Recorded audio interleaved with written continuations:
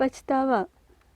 وہ فاشزم کی شکست پر ہاؤس آف کامن میں ہونے والے ایک استقبالیہ سے واپس آ رہی تھی۔ رات کے 8:30 بج چکے تھے۔ اسے تنہا گھر جانا تھا۔ معذرت کرتے ہوئے وہ گھبرا کر باہر نکلی تو ابھی بہت روشنی تھی۔ مئی کے آخری دنوں کا سورج ڈوبتے ڈوبتے اچانک رک گیا تھا۔ انڈر گراؤنڈ اسٹیشن کی طرف جانے کے بجائے وہ ٹہلتے ٹہلتے ویسٹ منسٹر برج تک آ گئی اور پل کا جنگلہ تھام کر کھڑی ہو گئی۔ ٹیمز کے مٹیالے پانی پر رچمنڈ آنے جانے والی لانچوں اور بجروں میں سیاح اور مسافر سوار ہو رہے تھے۔ کچھ اتر رہے تھے۔ پل کے اوپر ٹریفک بہت تیز تھا اور ہوا میں ابھی جاڑے کی خنکی باقی تھی۔ اسکول کے بہت سے بچے سرمئی یونیفارم میں قطار باندھے 2 استانیوں کے پیچھے سڑک کے اس پار جا رہے تھے۔ سیاحوں کو لبھانے والی دکانیں ابھی تک کھلی ہوئی تھیں اور ان میں خوب چہل پہل تھی۔ چھوٹے چھوٹے کانچ کے خوبصورت برتن، آرائشی سامان، قمیصیں اور جرسیاں جن پر لندن کی تاریخی عمارتوں کی تصویریں چھپی ہوئی تھیں، ہاتھوں ہاتھ بک رہی تھیں۔ لوگ ٹولیوں میں جوڑوں کی شکل میں اکیلے اس کے قریب سے گزر رہے تھے، ہاتھوں میں ہاتھ تھامے، باہوں میں باہیں ڈالے، ہنستے مسکراتے، بھانت بھانت کی زبانیں بولتے، طرح طرح کے لہجے، تیز تیز مضبوط قدم، جیسے اس پرافراد اور بے درد شہر میں ذرہ برابر سستی، لاپرواہی، کمزوری، ناکامی اور جذباتیت معاف نہیں کی جا سکتی۔ کوہنیاں ٹکائے ٹکائے اس نے بائیں جانب دیکھا۔ سامنے دریا کو چھوتی ہوئی GLC کی شاندار عمارت پر یہاں سے وہاں تک ایک بینر لہرا رہا تھا۔ 70% لندن کے شہری انکوائری کا مطالبہ کرتے ہیں۔ جب ساری دنیا سو رہی تھی تب چپکے سے اس نے مجھے مار ڈالا اور کسی نے بھی میری موت کے اسباب کی تفتیش کا مطالبہ نہیں کیا۔ تم لوگوں سے ملو، جتنا زیادہ ملو گی تمہارے انداز فکر میں پختگی پیدا ہوگی، تجربوں میں اضافہ ہوگا، زندگی کو سمجھ پاؤ گی، عثمان نے اسے مشورہ دیا۔ ریسیپشن میں وہ طرح طرح کے اور نئے نئے لوگوں سے ملتی رہی۔ میں کانکنوں کی تحریک سے وابستہ ہوں، ایک خاتون ڈاکٹر نے گرمجوشی سے اس کی طرف ہاتھ بڑھاتے ہوئے کہا۔ بظاہر کانکنوں کی ہڑتال بنا کسی جیت کے ختم ہو گئی، لیکن یہ ایک بڑی تاریخی اور اہم جدوجہد تھی، محنت کشوں کی یکجہتی کا عظیم اظہار۔ لاؤ اپنا گلاس دو، کچھ بھر لاؤں تمہارے لیے۔ ڈاکٹری کے علاوہ اور کیا کرتی ہو؟ اس نے شکریہ ادا کرتے ہوئے گلاس تھام لیا۔ ڈاکٹری کے علاوہ، لیڈی ڈاکٹر نے کچھ سوچتے ہوئے کہا، میں امن تحریک کے لیے کام کرتی ہوں۔ ایٹمی ہتھیاروں کے خلاف ہونے والے مظاہروں اور جلسوں میں ہم عورتوں کی بڑی بھاری تعداد ہوتی ہے۔ پولیس ہمیں کبھی کبھی 3 ہفتے کے لیے بند کر دیتی ہے، لیکن آزاد ہوتے ہی ہم دوبارہ اپنا کام شروع کر دیتے ہیں۔ وہ ایک جگہ سے ہمارے کیمپ اکھاڑتے ہیں، ہم انہیں دوسری جگہ نصب کر دیتے ہیں۔ بس یوں سمجھو کہ کسی اجتماعی مقصد میں حصہ لیے بنا زندگی بیکار اور بے معنی لگتی ہے۔ تم اپنی سناؤ، تم کیا کرتی ہو؟ میں؟ ہاں، کبھی کبھی۔ اسے اپنے بہت سے دوست، لکھنے پڑھنے والے ساتھی یاد آ گئے، جن کے ساتھ وہ جلسوں اور مظاہروں میں شریک ہوتی تھی۔ سختیاں، مجبوریاں، سینسرشپ اور سزائیں، شرمناک انسانیت کش سزائیں۔ اس کا دم گھٹنے لگا، ساتھ ہی اسے شدت سے گھر اور وطن کی یاد آنے لگی۔ میں جرمنی سے آئی ہوں، ایک دبلی پتلی خاتون نے مسکراتے ہوئے اپنا تعارف کروایا۔ ہوش سنبھالا تو اپنے آپ کو دوسری جنگ عظیم کی ہولناکیوں میں گھرا ہوا پایا۔ ماں باپ، بھائی بہن سب بچھڑ گئے، گھر جل کر راکھ ہو گیا۔ برسوں بعد باپ نازیوں کی قید سے نیم مردہ حالت میں واپس ملا۔ بتاؤ کیا اس اندھوناک یاد سے کبھی چھٹکارا پا سکتی ہوں؟ اپنی تینوں بیٹیوں کو جنگ سے نفرت کے علاوہ اور کیا سکھا سکتی ہوں میں؟ وہ تینوں بھی میری طرح امن کے لیے چلنے والی تحریکوں میں بڑھ چڑھ کر حصہ لیتی ہیں۔ اپنے ہر کام کا، یہاں تک کہ اپنی پڑھائی کا سلسلہ بھی انہوں نے اسی جدوجہد سے جوڑ رکھا ہے۔ وہ سب ایک بڑے سے گروپ میں کھڑے تھے۔ تم پاکستان سے آئی ہو؟ یقین نہیں آتا، ایک ویلش آرٹسٹ اس سے پوچھ رہا تھا۔ کس بات کا یقین نہیں آتا؟ جو کچھ کے سنتے ہیں اس کے بعد یہی کہ میرا مطلب ہے کیا وہاں عورتیں ایسی ہوتی ہیں؟ وہ نقاب، پردہ۔ تم مجھے دیکھ رہے ہو نا، پاکستانی معیار سے میں کوئی عجوبہ نہیں ہوں، بے شمار ہے میری جیسی۔ یہ تو بڑی پرامید اور خوشائند بات ہے۔ اچھا، پاکستانی عورت کے شاندار مستقبل کے نام۔ آرٹسٹ نے اپنا گلاس بلند کرتے ہوئے خوش دلی سے کہا۔ ہاں شاید۔ اس نے کچھ بے یقینی سے گلاس والا ہاتھ اوپر اٹھایا اور ہلکے سے سانس اندر کھینچ لیا۔ 70% لندن کے باشندے انکوائری کا مطالبہ کرتے ہیں۔ سامنے GLC کی عمارت پر ایک سرے سے دوسرے سرے تک بینر ہوا میں لہرا رہا تھا۔ لیکن بعض جرم اس طرح کیے جاتے ہیں کہ انہیں سزا اور تفتیش کی زد میں کبھی نہیں لایا جا سکتا۔ ایک پھیکی مسکراہٹ اس کے ہونٹوں پر پھیل گئی۔ میں نے بے کل ہو کر پیار کیا تھا، برسوں کی انتھک تلاش اور طویل انتظار۔ ہاں، یہ گھر ہے اور یہ گھر کی چابی اور یہ باورچی خانہ، اسے حاکمانہ لہجے میں بتایا گیا۔ میں ایک دور دراز گاؤں سے سیدھی لندن کے اس گھر میں آئی تھی۔ جدائی کے 5 طویل برس اور اب انتظار باعزت آزادی کا مزید انتظار۔ میں گاؤں میں گھومتی پھرتی تھی، آزادی سے کھیتوں میں اپنی سہیلیوں اور بچوں کے ساتھ سبزیاں توڑنے جاتی تھی، تنور پر روٹیاں لگواتی اور پھر کنبے سمیت آنگن میں بیٹھ کر کھانا کھاتی تھی۔ اب یہاں دنیا کے اس انتہائی ترقی یافتہ، مہذب اور بڑے شہر میں سڑک کے موڑ تک جاتے ہوئے میرا دم نکلتا ہے۔ میں نے تمہیں بتایا نا کہ میں نے آج تک بجلی سے چلنے والی سیڑھیاں بھی نہیں دیکھیں۔ وہ کہیں ساتھ لے جاتا تبھی دیکھتی نا۔ اکیلی گھر سے دور جاتے ہوئے میں بہت ڈرتی ہوں۔ کیا تم مجھے بجلی سے چلنے والی وہ سیڑھیاں دکھاؤ گے؟ گاؤں میں تو مجھے معلوم نہیں تھا کہ خوف کیا ہوتا ہے۔ پوری آواز میں ملہار اور ماہیے گاتی تھی، جانوروں کو آوازیں دے کر بلاتی تھی، اور یہاں اپنی آواز سے ڈرتی ہوں۔ لگتا ہے کوئی غلطی کر بیٹھوں گی اور نکال دی جاؤں گی۔ اپنی عقل اور سمجھ پر بھروسہ نہیں رہا ہے، کوئی فیصلہ نہیں کر پاتی، کچھ سمجھ نہیں پاتی۔ اگر سمجھتی بھی ہوں تو اس کا اظہار کرنے سے ڈرتی ہوں کہ بے وقوف نہ بن جاؤں۔ لوگوں کو نظر اٹھا کر دیکھتے ہوئے کانپ جاتی ہوں۔ اور اب یہ گھر، یہ اس کی چابی اور ڈھیروں اجنبی ذمہ داریاں۔ یقین نہیں آتا، ویلش آرٹسٹ جھک کر بڑی اپنائیت سے کہہ رہا تھا۔ ہلکے خمار نے اس کے لہجے کو بہت دلکش بنا دیا تھا۔ وہ آہستہ سے مسکرا دی اور قریب کھڑے ایک بلغارین مہمان سے باتیں کرنے لگی۔ میں تمہاری گردن میں باہیں ڈال کر آدھی رات کو سڑکوں پہ آوارہ پھرنا چاہتی تھی، گیت گانا اور رقص کرنا چاہتی تھی، مہ خانوں، سینماؤں اور تھیٹر کی بہار دیکھنا چاہتی تھی، دونوں باہیں پھیلا کر خوشیاں لٹانا اور سمیٹنا چاہتی تھی، لندن کے گلی کوچوں اور سڑکوں کو آوازیں دے کر بتانا چاہتی تھی کہ تم کتنے پیارے، مہربان اور ذہین ہو۔ لیکن کس طرح بتاتی؟ تم نے تو کھلے آسمان اور میرے بیچ بے دردی سے اپنا ہاتھ رکھ کر مجھے سانس لینے سے بھی روک دیا۔ جب میں نہیں تھی تب تم میرا انتظار کر رہے تھے، مجھے بار بار بلاتے تھے، بے چینی سے کروٹ بدل رہے تھے، اور جب میں آئی تو میرے سہارے تم نے فقط اپنی انا کی تسکین چاہی۔ تمہارا خیال تھا کہ میرا گلا گھونٹ کر میرے ساتھ حقارت آمیز سلوک کر کے تم اپنی تہذیب اور اپنے کلچر کو بچا لو گے۔ لوگوں سے ملو اور لکھو، ہاں لکھو، دیکھو کیسی تنہائی ہے، ایک ابدی تنہائی۔ اور پاکستانی گھروں میں لڑکیوں کا مسئلہ کس قدر شدید ہے۔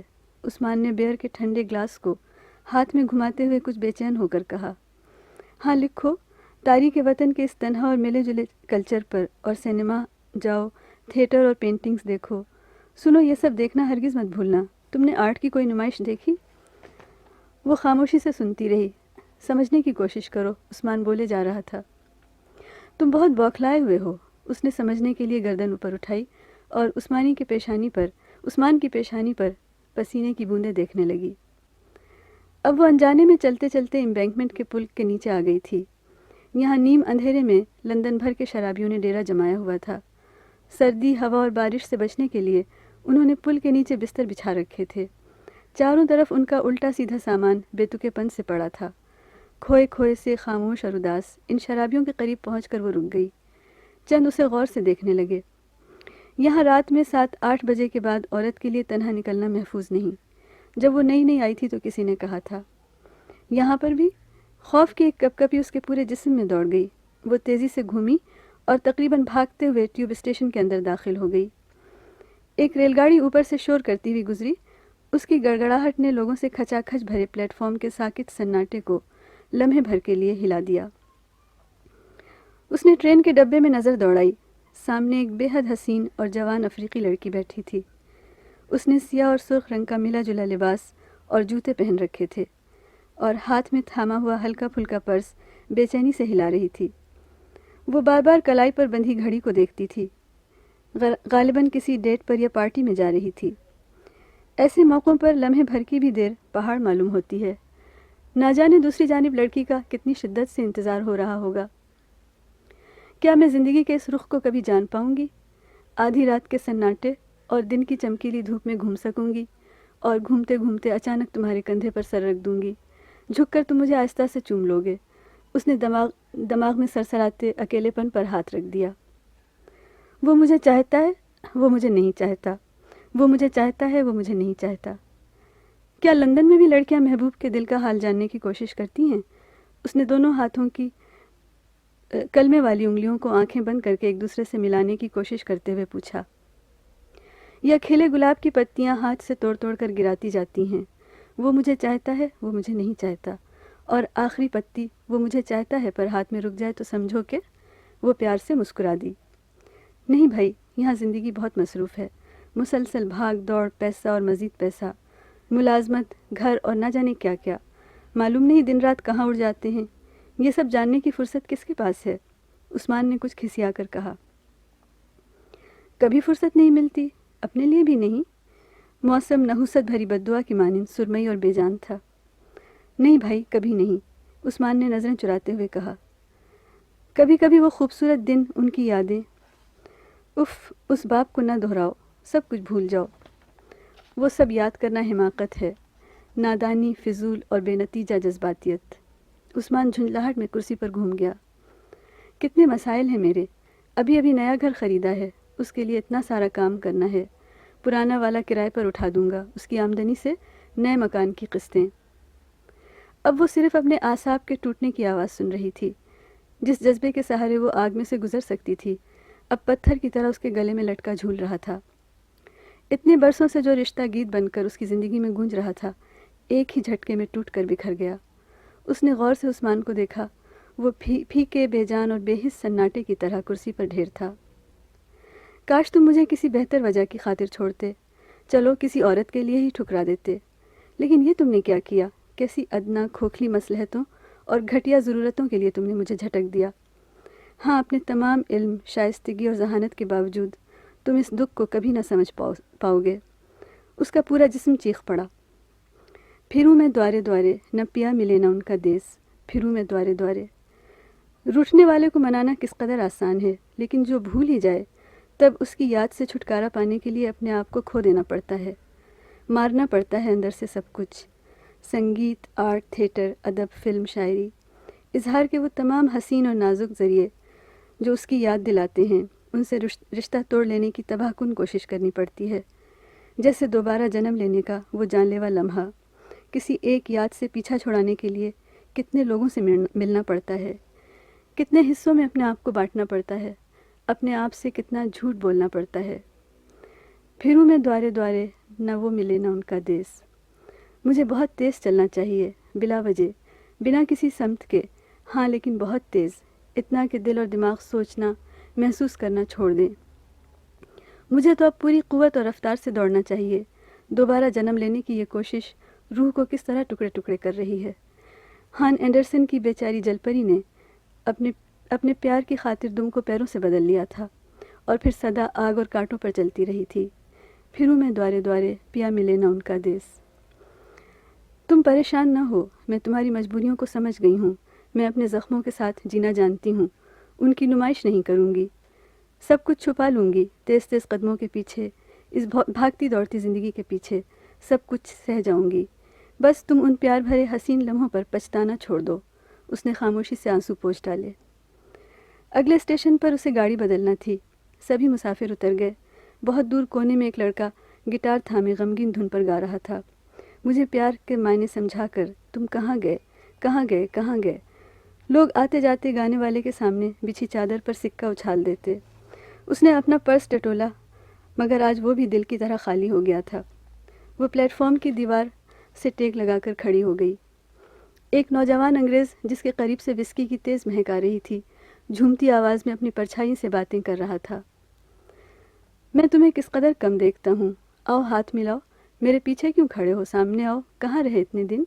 اچھا دھوپ نہیں نکلی تھی اس لیے نظر نہیں آئے، لیکن دوست میں تو برابر نکلتا تھا اور تمہیں ڈھونڈتا رہا، بادلوں سے ڈھکے دنوں میں بھی تمہیں تلاش کرتا رہا۔ وہ حسین نیگرو لڑکی ٹرین کے انتظار میں بے چینی سے ٹہل رہی تھی۔ میں نے تو زندگی کا یہ رخ بھی نہیں دیکھا۔ اس نے ایک ہاتھ سے بالوں کی لٹ کو ہٹایا اور بڑے چاؤ سے یہ سب کچھ دیکھتی رہی۔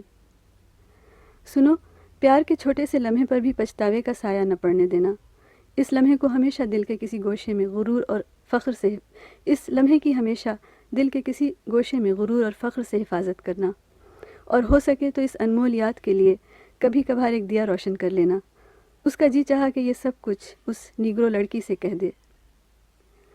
بخار کی شدت کا اندازہ کرنے کے لیے اس نے اپنی جلتی ہوئی دبلی کلائی کو تھاما اور الجھ کر لحاف دور پھینک دیا۔ بہت دیر تک تکیہ اس کے آنسوؤں سے بھیگتا رہا۔ کل میں باہر نکلوں گی، مجھے آزادی اور قوت چاہیے، یہ بند مجبور زندگی میرا دم گھوٹ دے گی۔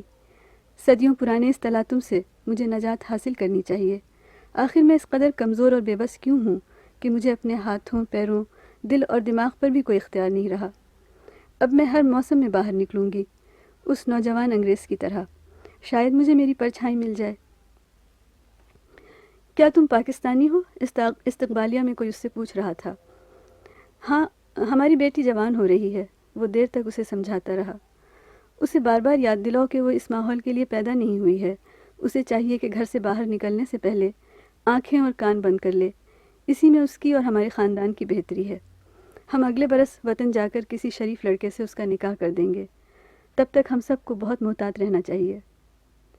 میں نے جھک کر آئینے میں اپنی پیشانی کو بہت غور سے دیکھا اور اس تحریر کو پڑھنے کی کوشش کی جو بے حد احتیاط کے سبب لکھے جانے سے پہلے ہی مٹ گئی تھی، اور تب مجھے ٹرین کے انتظار میں ٹہلتی ہوئی محبت میں سرشار وہ حسین نیگرو لڑکی یاد آ گئی۔ میں نے تو زندگی کا یہ رخ بھی نہیں دیکھا، لیکن میری بیٹی۔ پھر میں اپنی بیٹی کی گھٹن کو مزید برداشت نہیں کر سکی۔ میں تمہیں نہیں روک سکتی، آخر کب تک؟ اپنی بچی کے سر پر ہاتھ پھیرتے ہوئے میں نے دل کو مٹھی میں جکڑ لیا۔ ہم چلی کے رہنے والے ہیں، ہمارے مسائل کس قدر ملتے جلتے ہیں۔ ریسیپشن میں گندمی رنگت والی دو سیدھی سادھی چلین لڑکیاں اس کی طرف ہاتھ بڑھا رہی تھیں، ان کے ہونٹوں پر اپنائیت بھری مسکراہٹ تھی۔ مصائب اور دکھوں کی یکسانیت بھی ہمیں کتنا قریب کر دیتی ہے۔